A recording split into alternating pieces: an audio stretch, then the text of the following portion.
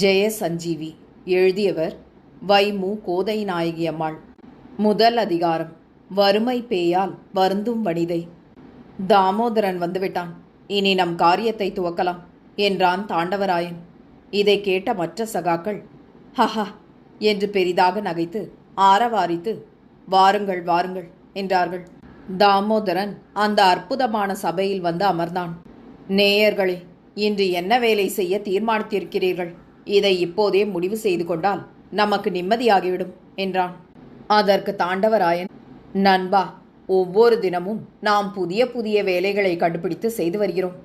இன்று நாம் செய்ய போகும் வேலை இதுவரையில் செய்ததை விட மிகவும் நூதனமான வேலை, வேடிக்கையும் தமாஷும் நிறைந்த வேலை. அதாவது, நமது பிரபல வியாபாரி பீதாம்பரம் இருக்கிறாரே, அவர் ஒரு நல்ல குட்டியை தமக்கு பார்த்து தர வேண்டும் என்று கேட்டார். அதற்கு யோசித்தேன். நமக்கு முக்கியம் பணம் அல்லவா?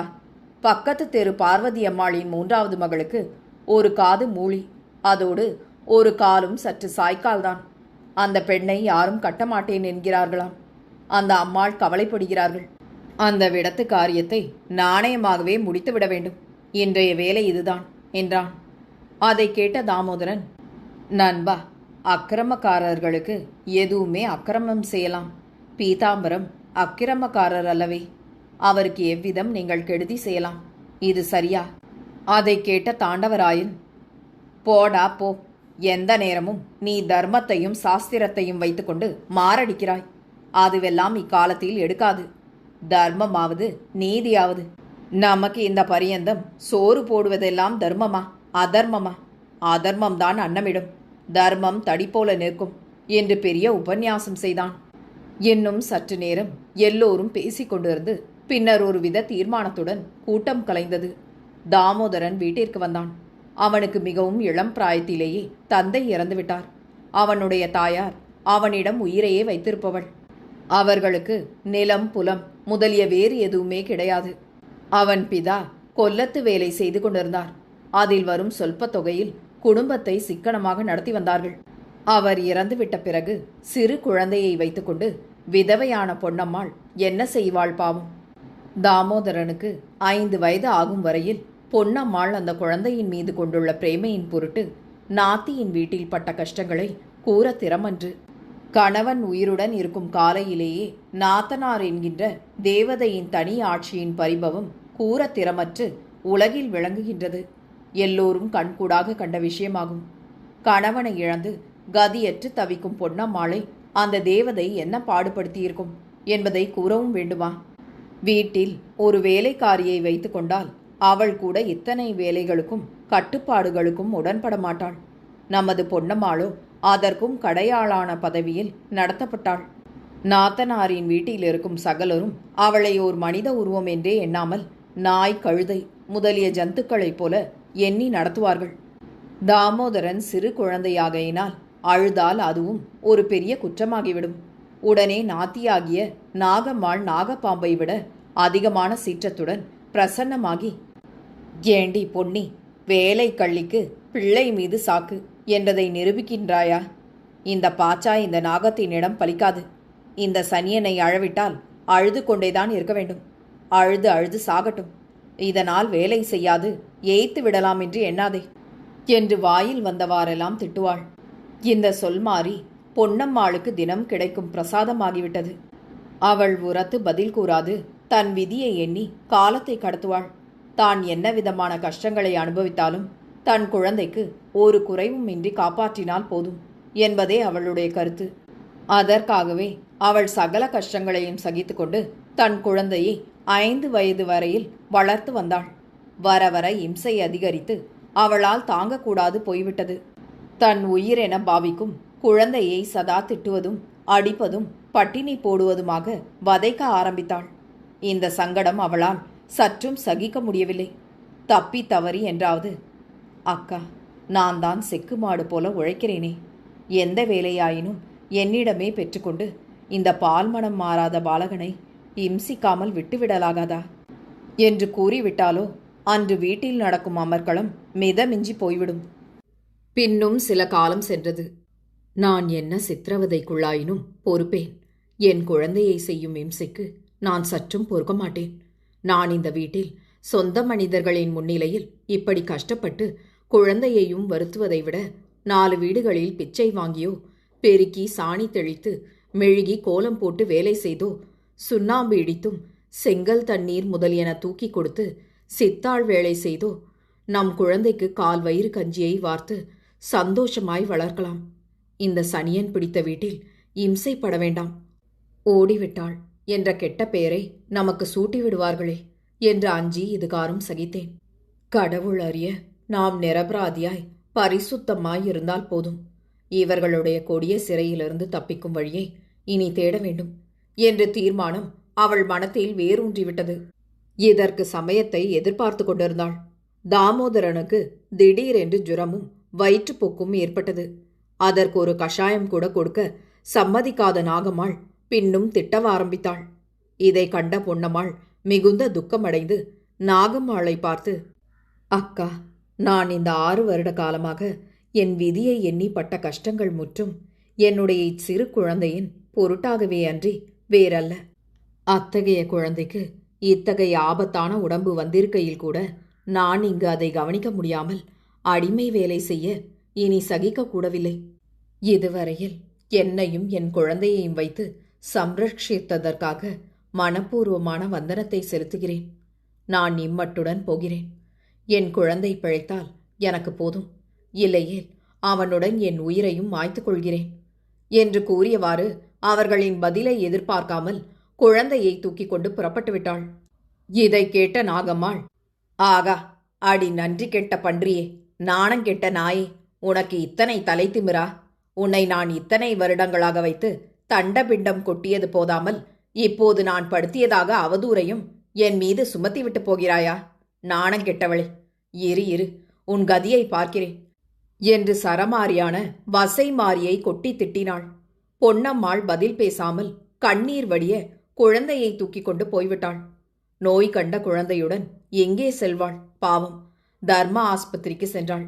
அங்கு பட்டினியாய் தான் 2 நாள் கிடந்தவாறு குழந்தையை சிகிச்சை செய்தாள். குழந்தைக்கு சற்று குணமாயிற்று. பிறகு கால்நடையாக வேறு ஒரு ஊரை அடைந்தாள். அங்கு சிலரை அண்டி சில வீடுகளில் வேலை செய்து வந்தாள். நாகம்மாளுக்கு இச்செய்தி தெரிந்ததும் அந்த வீடுகளில் இவளை வேலைக்கு வைத்துக் கொள்ளாமல் இருக்க வேண்டி தன் வேலைக்காரர்கள் மூலம் அவர்களிடம் பொன்னம்மாள் பெரிய திருடி என்றும், திருடிவிட்டு பல இடங்களில் செருப்படிப்பட்டு சிறைவாசமும் செய்த பேமானி என்று கூற செய்து வேலையிலிருந்து தள்ளிவிட செய்தாள். இந்த சூழ்ச்சியை பொன்னம்மாள் முற்றும் அறியவில்லை எனினும் தன் நாத்தியால் விளைந்த கேடு இது என்பது மட்டும் தெரிந்து கொண்டாள். அதற்கு மேல் என்ன செய்வாள்? சில வீடுகளில் பிச்சை எடுத்தும் சித்தாள் வேலை செய்தும் வீடு பெருக்கியும் காலத்தை கடத்தலானாள். அதிலும் மண் விழுந்தது. பொன்னம்மாளின் மகன் 7 வயதை அடைந்தான்.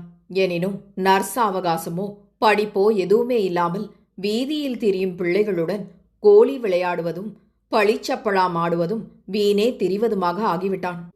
சதா சர்வகாலமும் உழைப்பிலேயே காலத்தை கழிக்கும் பொன்னம்மாள் அந்த பிள்ளையை முற்றும் கவனிக்க முடிவதில்லை. எனினும் இராக்காலத்தில் அவனை கண்டித்து துஷ்ட சகவாசம் செய்யாமல் இருக்கும்படி நற்புத்தி கூறுவாள். அதனாலும் அவளது குழந்தையின் புத்தி திருந்தவில்லை. ஐயோ, நாம் இத்தனை கஷ்டங்களை அனுபவித்தும் இக்குழந்தையினால் நமக்கு நற்காலம் பிறக்காது போய்விடுமோ? துஷ்ட சகவாசத்தின் தோஷம் அவனை அழுத்தி படுகுழியில் தள்ளிவிடுமோ என்று சதா சிந்தித்து வருந்துவாள். நற்சகவாசம் படிவதற்காக அந்த பையனை திண்ணை பள்ளிக்கூடத்தில் சேர்த்தாள். பையன் அங்கு செல்வது போல பாவனை காட்டிவிட்டு விளையாடுவதற்கே சென்று விடுவான். சில தினங்கள் கழித்து இந்த திருட்டை பொன்னம்மாள் அறிந்து கொண்டாள். நல்லத்தனத்திலும் கோபத்திலும் கூறி பார்த்தாள். பலனில்லை. அதற்கு மேல் பையனை ஒரு கடினமான வேலையில் புகுத்தி அவனை திருந்த செய்ய வேண்டும் என்று எண்ணினாள். அவளுடைய எண்ணம் முற்றும் தன் மகன் நல்ல நிலைமையை அடைய வேண்டும், சத்சகவாசத்துடன் புத்திமானாய் விளங்க வேண்டும் என்பதே. ஒரு தினம் பையனை அழைத்து, அப்பா தாமோதரா, உன் பொருட்டு நான் பட்ட கஷ்டமும் அடைந்த துன்பமும் கூற திறமன்று. நீ இவ்விதம் படிப்பும் இல்லாது துன்மார்கர்களுடன் சகவாசம் செய்து திரிவது என் மனத்தை புண்படுத்துகின்றது. நான் மட்டும் எத்தனை நாளைக்குத்தான் வேலை செய்து சிரமப்படுவது? நீ என்னவோ படிக்க மாட்டேன் என்கிறாய். வேலையாவது செய்து சம்பாதித்து கொடுத்தால்தான் இனி சோறு உண்டு. இல்லையேல் பட்டினிதான். இன்று முதல் இந்த ஊரில் குப்பை வாரும் தொழிலில் உன்னை சேர்த்து உன் பெயரும் கொடுத்துவிட்டேன். காலையும் மாலையும் குப்பை வண்டியுடன் சென்று குப்பை வாரினால் மாத சம்பளமாக ஏதேனும் கொடுப்பார்கள். அதை கொண்டு உன் காலத்தை கடத்தலாம். குப்பை வாரி பிழைப்பதற்கும் கையால் ஆகவில்லை என்றால் அவமானம். ஜாக்கிரதை. இதோ இந்த குப்பைக்காரன்தான் உன்னை அழைத்து செல்வான். ஜாக்கிரதை, புறப்படு. உன்னை அழைத்து செல்லவே அவன் வந்திருக்கிறான் என்றாள். இதுவரையில் பையன் கோலியாடிக்கொண்டும் தெருவில் திரிந்து வந்ததால் ஒரு விதமான உணர்ச்சியுமின்றி கட்டை போல இருந்தான்.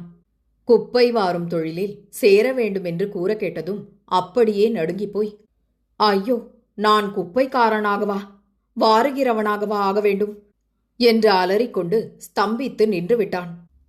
கல்யாண வீட்டின் ஆரவாரத்தை கேட்க வேண்டுமா?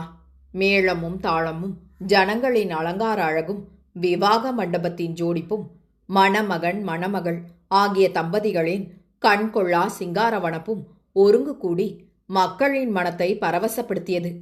அத்தகைய விவாக வீட்டில் கணக்கற்ற பணியாள்கள் இருந்தனர். அவர்களில் நமது பொன்னம்மாளும் ஒரு வேலைக்காரியாதலால் அங்கு அவளுக்கு சற்று நேரமேனும் ஓய்ச்சலே இல்லாமையினால் அங்கும் இங்கும் ஓடியாடி அலைந்து கொண்டே இருக்கிறாள். ஆனால் இடையிடையே அவளது விழிகளில் நீர் பெருகிக் கொண்டிருந்தது. அதற்கு காரணம் என்னவிருக்கும்? அவ்விவாகத்தில் சம்பந்தி வீட்டு உறவினளாய் நாகம்மாள் வந்திருந்தாள்.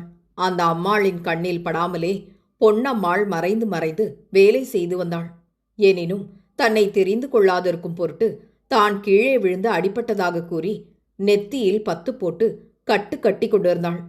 பெண்டுகள் எல்லோரும் உட்கார்ந்து பேசிக் கொண்டிருக்கையில் நாகம்மாளை நோக்கி ஒரு அம்மாள், ஏனம்மா, உங்கள் உடன் பிறந்தான் ஒருவன் முன்பு.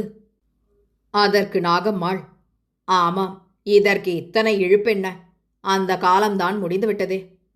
தங்க கட்டியை தணலாக்கியாயிற்று. அதற்கு வேறொருத்தி, ஐயோ பாவம், அவருக்கு ஒரு குழந்தை இருந்ததல்லவா, அதுவும் அதன் தாயும் எங்கே இருக்கிறார்கள் என்று கேட்டாள். அதற்கு நாகம்மாள், ஐயோ, அந்த வெட்கக்கேட்டை கேட்கவும் வேண்டுமா? எல்லாம் குட்டி சுவராகிவிட்டது. அவனோடு பிறந்த பாசத்திற்காக நான் அந்த அனாதைகளை வீட்டில் வைத்திருந்தேன்.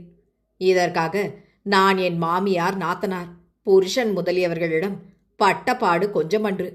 அந்த அல்ப முண்டையிடம் சகவாசம் வெகு மோசமாயிருந்ததை நான் கவனிக்கவில்லை. வெட்கக்கேடு. என் பர்த்தாவையே அவள் வலையில் போட்டு என்னை தனக்கு அடிமையாக்கிக் கொண்டு நடத்த எண்ணினாள்.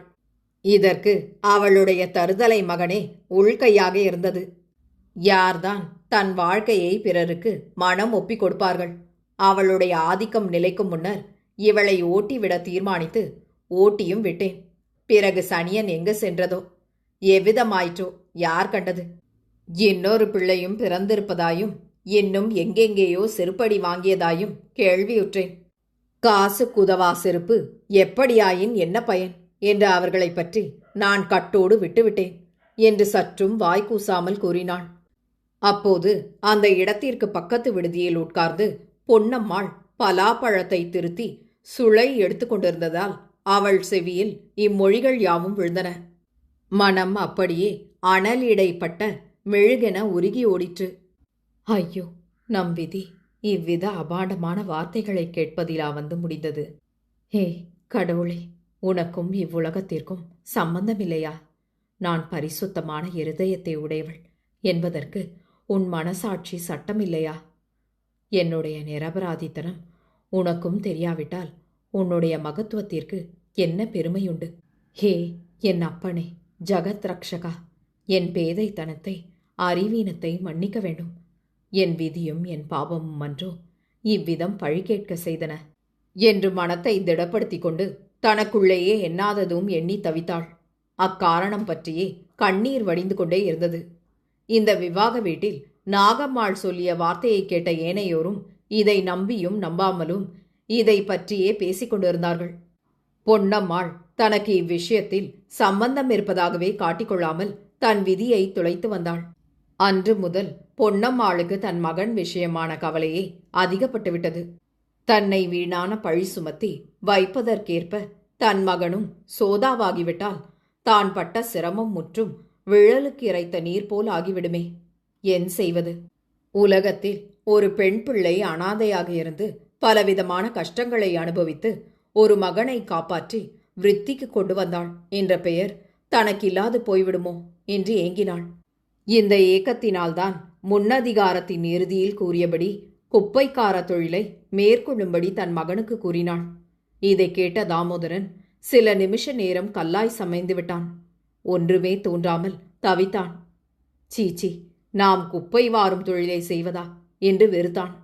உடனே தன் தாயாரை நோக்கி, அம்மா, நீ எத்தனையோ கஷ்டப்பட்டு என்னை வளர்த்ததாக கூறுகிறாயே, கடைசியில் என்னை குப்பை வாரும் தொழிலில் விட்டு நீ வேடிக்கை பார்ப்பது உனக்கு தர்மமா? இது மட்டும் தாயார் செய்யும் கடமையா என்று கேட்டு முறைப்பாக நின்றான். இதை கேட்ட பொன்னம்மாள் சற்று கோபத்துடன், அப்பா, நான் என்னால் ஆகிய சகலவித மார்க்கங்களையும் பார்த்தாகிவிட்டது. இனிமேல் நான் என்ன செய்யக்கூடும்? தான் ஜீவனம் செய்வதற்கு மோசம், திருடு, அநியாயம் முதலிய எக்காரியமும் செய்யாமல் எவ்விதமான ஈனத் தொழிலையும் செய்வதிலும் குற்றமே இல்லை, அவமானமும் இல்லை. ஒவ்வொரு தொழிலுக்கும் தனி கௌரவம் உண்டு. அப்படி அது அகௌரவமாக தோன்றினால் பட்டினித்தான் கிடக்க வேண்டும். இல்லை, நீ உலகத்தவர்களைப் போல கண்ணியமாக வாழ வேண்டுமென்று நினைத்தாயானால் பள்ளிக்கூடத்தில் படிக்க ஆரம்பி. சோதாக்களின் சகவாசத்தை அறவே விட்டு ஒழித்துவிடு. இவ்விரண்டும் இல்லாவிட்டால் கட்டாயம் குப்பைக்கார தொழிலில் உன்னையும் சேர்த்து நானும் சேரப்போகிறேன். அந்த தொழிலை நீ செய்யாவிடினும் நான் செய்யப் போவதால் உன்னை எல்லோரும் குப்பைக்காரி மகன் என்றுதான் சொல்வார்கள். உன்னை கண்டு அருவருப்பார்கள். அடே, விலகிப்போ விலகிப்போ என்று அதட்டுவார்கள். நான் இத்தனை கஷ்டங்களையும் சகித்துக் கொள்வதெல்லாம் உன் பொருட்டாகத்தான் என்பதை மறக்காதே என்று கூறினாள். மூளையே கலக்கமடைந்து விட்டது போல பிரமித்து நின்ற தாமோதரன் விம்மி விம்மி அழத் தொடங்கினான். அம்மா, நான் வரமாட்டேன். நீயும் குப்பைக்காரியாக வேண்டாம். நான் இன்று முதல் சமத்தாக பள்ளிக்கூடத்திற்கு போகிறேன். ஏமா, எல்லார் வீட்டிலும் பையன்களுக்கு அப்பா இருக்கிறார், சம்பாதிக்கிறார். நம்ப அப்பா எங்கே? ஏன் அவர் சம்பாதிக்காமல் நீ சம்பாதிக்கிறாய் என்றான். அதை கேட்ட பொன்னம்மாள், அப்பா, உனக்கு இக்கேள்வி கேட்பதற்கு அறிவு வர இத்தனை வருடங்கள் ஆயிற்றா? நீ பண்ணிய பெரும் பாவமும் நான் செய்த கர்மமும் ஒன்று கூடி உன் தந்தையை உலகினின்று ஓட்டிவிட்டது. அவர் இறந்ததனாலேயே நான் பட்ட துன்பம் சகிக்க உண்ணாது. உன் பொருட்டு படாத கஷ்டங்களை பட்டும் நீ தருதலையாய் சோதாவாகிவிட்டால் என் வயிறு எவ்விதம் எரியும், அதை நீ அறிய வேண்டாமா? நீ நல்ல புத்திசாலியாய் சத் சகவாசத்துடன் பிரகாசித்தால்தான் என் மனம் சந்தோஷமடையும். இல்லையேல் நான் சொல்லாமல் கிணற்றிலோ குளத்திலோ விழுந்து உயிர் துறக்க வேண்டியதுதான். உன் விதிப்படி உனக்கு நடக்கட்டும். இதுதான் என்னுடைய தீர்மானம். அதை வெளியிட வேண்டாம் என்று எண்ணியிருந்தேன். இன்று கூறிவிட்டேன் என்றாள். இதுவரையில் ஏதோ மாதிரி இருந்த தாமோதரனுக்கு சற்று விசனமும் மனத்தில் அவனை அறியாத உணர்ச்சியும் உண்டாயிற்று. தாயை வணங்கி தான் இனி படிப்பதாக கூறி வாக்கு கொடுத்தான். பொன்னம்மாள் சொல்ப சந்தோஷம் அடைந்தவளாய் அவனை தர்ம பள்ளிக்கூடத்தில் சேர்த்தாள்.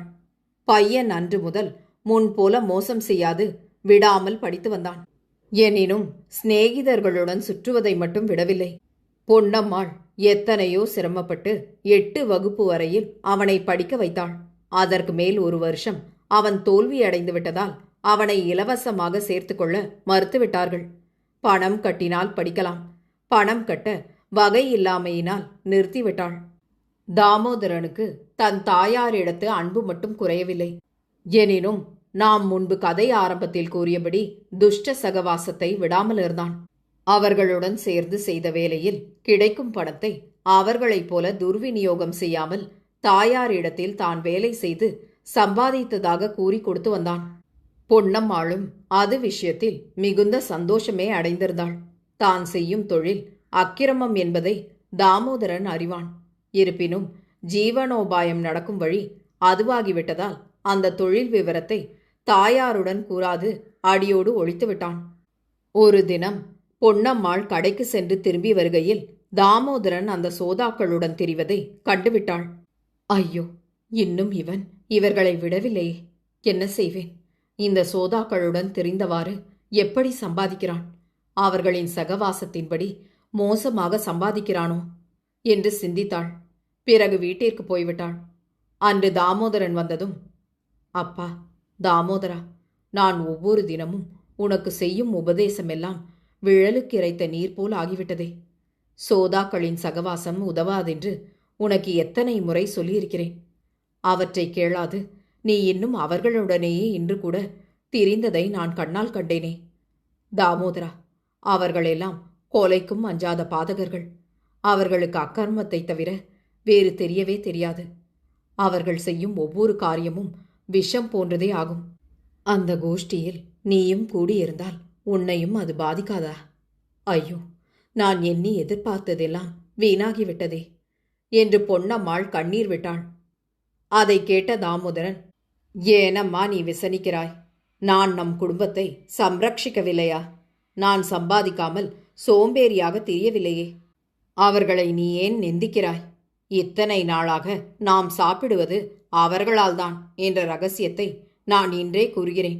வயிற்று பிழைப்பு நடத்துவதற்கு ஆதாரம் வேண்டாமா? இக்காலத்தில் எத்தனையோ படித்தவர்களெல்லாம் வேலை கிடைக்காது திண்டாடுகிறார்கள். என்னை போல சொல்ப படிப்பாளிகளின் பாடு எப்படியாவது? அம்மா, இந்த விஷயமெல்லாம் என்று இழுத்து கூறி முடிப்பதற்குள் பொன்னம்மாள் அலறியவளாய், ஐயோ, குடி கெட்டுவிட்டதே. அடே பாவி, நீ ஏதோ தொழில் செய்து சம்பாதிப்பதாக சொன்னதெல்லாம் சுத்த புழுகா? அவர்களுடன் சேர்ந்து திருடியும் கேவலமான தொழிலை செய்தும் இவ்விதம் நீ வயிறு வளர்க்காவிடில் பிராணனை விட்டு இருக்கலாமே. இன்னும் உனக்கு சொல்வதும் இந்த சுவருடன் சொல்வதும் ஒன்றே ஆகும். எத்தனை குடிகளை கெடுத்தும் கற்புள்ள மங்கைகளின் வயிறை எரித்தும் அவர்களை மனம் தவிக்க சாபம் விட்டு தாக்கியும் சம்பாதித்து வந்த பொருளும் அதனால் தின்று சோறும் நரகலுக்கு ஒப்பானதே ஆகும். நரகலை தின்று வயிறு வளர்த்தாயிற்றே அன்றி வேறு இல்லை. நான் முன்பு செய்தபடி என் உயிரை மாய்க்க வேண்டியதுதான் மிச்சம் என்று ஏதேதோ திட்டினாள். தாமோதரனுக்கு மீண்டும் குழப்பம் ஏற்பட்டது. அவன் முன்பு சிறுவனாக இருந்தான். இப்போது பெரிய ஆண் பிள்ளையாகிவிட்டான். ஆதலால் கவலை அதிகரித்து விட்டது.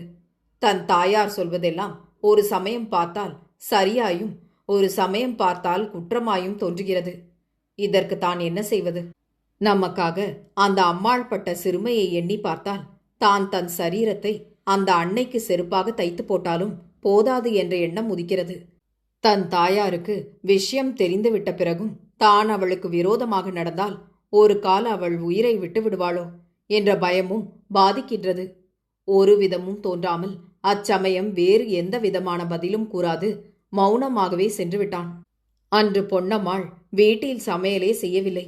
இந்த மகனை தான் எவ்விதம் திருத்தக்கூடும் என்கிற ஒரு பெரிய யோசனையிலேயே மூழ்கி தன் போக்காக அழுதவாறு படுத்திருந்தாள். பிறகு ஒரு தீர்மானத்திற்கு வந்தாள். அந்த சோதாக்களை பற்றி யார் யார் என்ன விதமாக திட்டுகிறார்கள் என்பதை கண்டறிந்து தாமோதரனையும் ரகசியமாக உடன் அழைத்து சென்று நேரிலேயே காட்டி, அப்பா, பேமானிகளின் பவிஷை பார்த்தாயா? அவர்களுக்குள்ள மரியாதையன்றோ உன்னையும் சாரும். இந்த உத்தமியின் வயிறெறிய இவள் புருஷனுக்கு தாசி வீட்டு பழக்கத்தை உண்டாக்கி குடியை கெடுத்ததன் விபரம் பார்த்தாயா?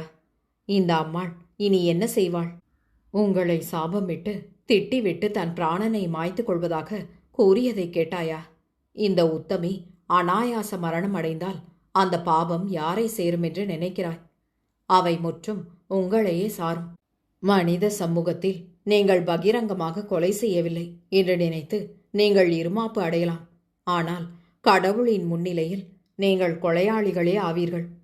அவர் இடத்தில் மறைக்கவும் உங்கள் சாமர்த்தியத்தை காட்டவும் ஒரு காலம் முடியாது. இப்படிப்பட்ட கொடுமைகள் எத்தனை இடங்களில் செய்திருப்பீர்கள் என்பதை நீயே சிந்தித்து பாரு என்று கூறி அடுத்தடுத்து சில சம்பவங்களை நேரிலேயே காட்டினாள்.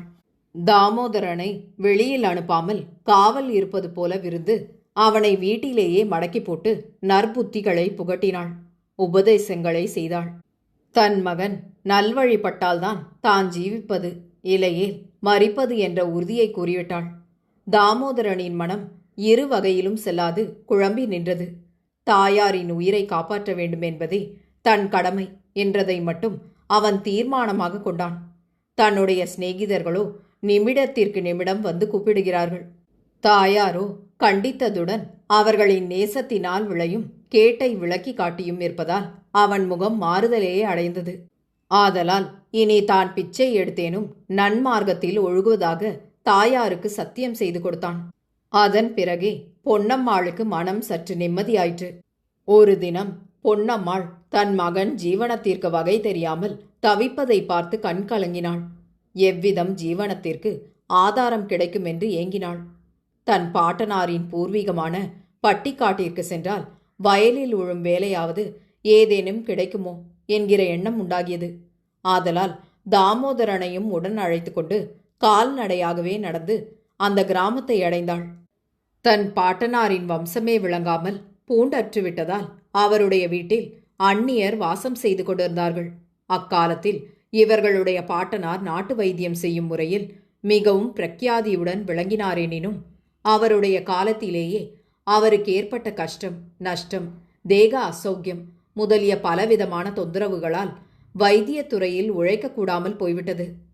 அதை அப்படியே விட்டுவிட்டார்கள். அக்காலத்தில் பொன்னம்மாள் மிகவும் சிறியவளாகையால் ஏதோ கனவு கண்டது போல நினைவிருந்தது. பொன்னம்மாளின் தாயார், பாட்டி முதலியோர்கள் சிறிய வயதிலேயே இறந்து விட்டதனாலேயே பொன்னம்மாள் நாத்தியிடம் நலிய நேர்ந்தது. அந்த கிராமத்திற்கு சென்றதும் பொன்னம்மாளுக்கு தான் பாலிய பருவத்தில் இந்த வீட்டிற்கு வந்திருந்ததும் விளையாடியதும் சகலமும் நினைவிற்கு வந்தது. அந்த வம்சத்திற்கு தன்னை ஒருத்தியை தவிர வேறு இல்லாது போய்விட்டதே.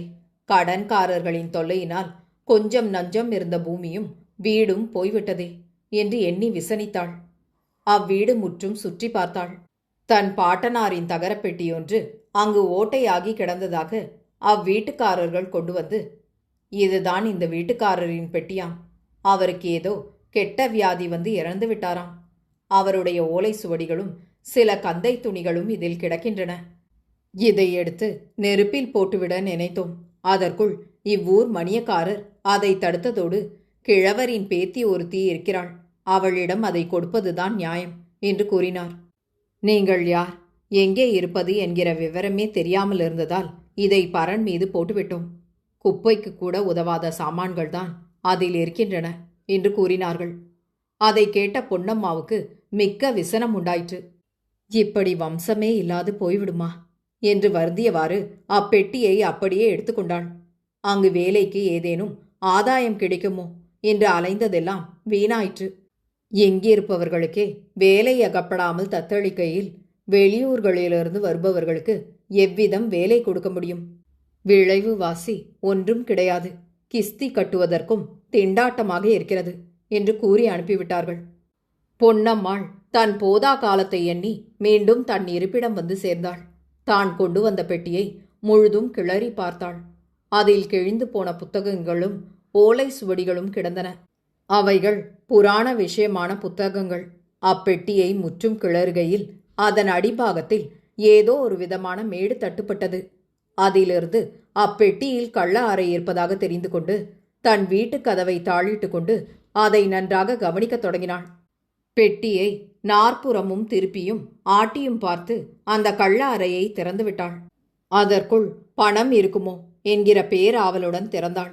இவள் எண்ணியபடி இல்லாது ஒரு கவரும் காகிதமும் இருந்ததை கண்டாள். பெரிய ஏமாற்றத்தை அடைந்து அதை பிரித்து படிக்கத் தொடங்கினாள். அது ஓர் பெரிய மகா யோகியினால் கூறப்பட்ட ஔடதங்கள் செய்யும் முறைகளும் மூலிகைகளின் பெயர்களும் அவை எங்கெங்கு கிடைக்கும் என்றதும் விவரமாக எழுதிய கடிதம் என்பதை அறிந்தாள். அதை படித்ததும் முதலில் பொன்னம்மாளுக்கு சந்தோஷமே உண்டாகவில்லை. ஆமா, இந்த ஆகாத காரியத்திற்கு இத்தனை பந்தோபஸ்தும் கவரும் எதற்கு என்று வெறுப்புற்று கூறியவாறு அப்படியே போட்டுவிட்டாள். பிறகு சற்று நேரம் கழித்து அதை கவனித்தாள். அதோடு மற்றொரு கடிதம் இருந்தது. அது பின்வருமாறு: இந்த ஔடத முறைகள் சாமானிய அல்பர்களால் தயார் செய்யப்பட்டவை அல்ல. இவை மகா யோகி ஒருவரால் தயார் செய்தவை. அந்த யோகி இவற்றை தாமே கண்டுபிடித்து கையாண்டு வந்தார். அவருடைய காலத்திற்கு பிறகு இவற்றை ஓர் அறிவற்ற பெண்மணி தன் வசம் அடைந்தாளாதலால் இவற்றின் மகிமையை உணராது அசட்டையாய் போட்டுவிட்டாள். நான் அக்காலை நாட்டு வைத்தியம் செய்து கொண்டிருந்ததால் அந்த அம்மாள் வீட்டிற்கு வைத்தியம் செய்யும் முறையில் சென்றேன். அப்போது மேற்படி பரம ஔடதங்களின் முறைகள் அடங்கிய காகிதம் இருந்ததைக் கண்டு அம்மாளிடம் கேட்டு பெற்றுக்கொண்டு வந்தேன். இந்த மருந்துகளை தயார் செய்வதற்குள் எனக்கு பலவிதமான கஷ்டங்களும் நஷ்டங்களும் வந்துவிட்டன. நானாக சுவாதீனமாய் எந்த காரியத்தையும் செய்ய முடியாத விதமாய் வியாதியும் வந்துவிட்டது. பிறரை கொண்டு இதை தயார் செய்ய எண்ணினேன். அந்த மனிதன் என்னையே மோசம் செய்துவிடவும் தானே அதன் லாபத்தை அடையவும் எண்ணினான். உடனே நான் கண் விழித்து கொண்டேன். எனக்கு ஒரு காலம் இல்லாவிட்டால் ஒரு காலத்திலாவது கஷ்டம் விடியாதா? அப்போது செய்து கொள்ளலாம் என்று நான் இக்காகிதத்தை உடனே ஒரு பெட்டிக்குள் கள்ள அறையில் பத்திரப்படுத்திவிட்டேன். அதை என்னிடம் இருப்பதை அறிந்து மேல்படி ஆசாமி அதை தான் பெறுவதற்கு எத்தனையோ முயற்சி செய்தான். என்னை பல விதத்திலும் மிரட்டி பார்த்தான். ஒன்றிற்கும் நான் அசையவில்லை. இந்த முறை இந்த பாவியை தவிர வேறு யாரிடம் கிடைத்தாலும் எனக்கு சம்மதம்தான். அவனுக்கு கிடைக்கக்கூடாதென்று எனக்கு தோன்றிவிட்டது. அவனால் எனக்கு எப்போது என்ன தீங்கு நேருமோ என்ற பயம் என்னை சூழும்படியாக அவன் செய்துவிட்டான். ஆதலால் இக்கடிதத்தையும் எழுதி வைக்கிறேன். இது யாரிடம் அகப்பட்டாலும் என் சந்ததியாரில் யாரேனும் இருப்பின் அவர்களிடம் சேர்ப்பிக்கவும். ஒருவருமே இல்லையெனில் இதை கண்டு எடுக்கும் யாராயினும் இந்த மருந்துகளை தயார் செய்யும் முன்பு ஜெயவீர யோகியார் என்றவரே இதை கொடுத்தவராதலால் அவருடைய ஞாபக சின்னமாக அவரை ஆவாகனம் செய்து பூஜை பண்ணி அதற்கு மேல் ஆரம்பித்து செய்ய வேண்டும். இது முக்கியமான வேலை என்பதை மறக்க வேண்டாம். எனக்கு அதற்குள் சரியாகிவிடின் நானே இவற்றை செய்வதில் தடையில்லை. ஆண்டவன் அருள் எப்படியோ. இப்படிக்கு சாமிநாதன் வைத்தியன் என்றதை படித்ததும் பொன்னம்மாளுக்கு ஒரு புதிய உணர்ச்சி வந்தது. அவளுடைய சிறிய பிராயத்தில் கண்ட பாட்டனாருடைய உருவம் எதிரில் தோன்றி காட்சி கொடுப்பது போன்ற தோற்றம் உண்டாகியது. அவள் அறியாது பழங்கதைகளை எண்ணியும் கடிதத்தை படித்த மனோவேகத்திலும் உருவத்தை கண்ட உணர்ச்சியிலும் அப்படியே கலக்கமும் குழப்பமும் அடைந்து பிரம்மை கொண்டு விழுந்துவிட்டாள். இப்புத்தகத்தை உங்களுக்காக வாசித்தது நிமா மனோ. கேட்டு மகிழ்ந்து விரும்பி பகிர்ந்து பதிவு செய்யவும். நன்றி.